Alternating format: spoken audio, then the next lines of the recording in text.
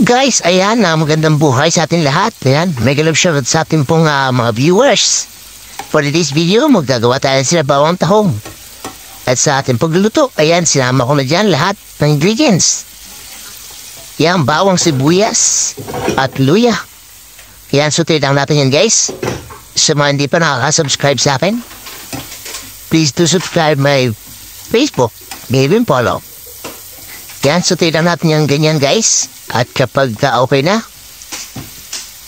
alright, lagay na natin ang ating green shells. Ayan, tahong yan, guys. Ayan.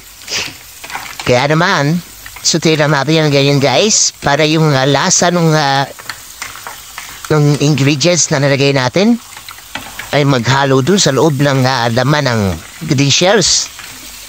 Yan, sutay-stay na natin yan ganyan. Then, lagyan natin ang pampalasa, guys. Alam niyo na, ang magic na masarap. Alright? Ayan, lagyan natin ang asin.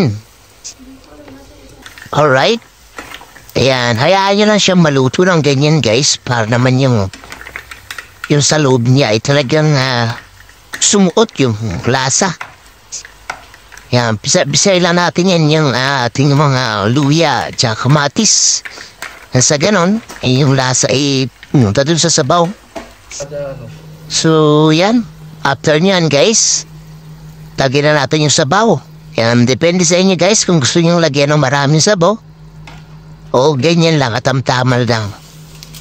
So, yan. Nagkad pa ako ng magic sarap. At, nilagyan natin ng paminta, guys. Kita nyo naman ang soup na ang texture niya, guys. At talaga naman, guys, napakasarap nito dahil kada ulam namin, guys, na nire-release natin yan. So, ayan, sundan nyo lang to, guys, yung aking video at talaga naman pagluto ay ng napakasarap.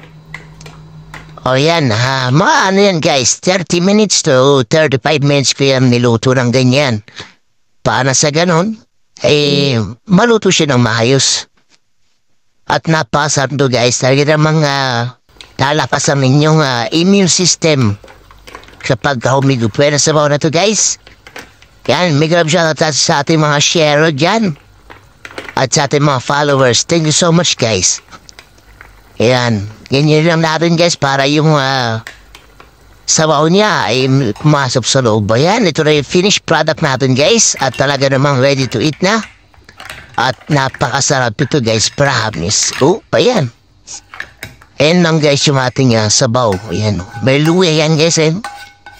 Luya, bawang, kamatis. At hanggang sa muli, guys. Maraming salamat po sa inyo lahat. Ingat po tayo. Bye-bye.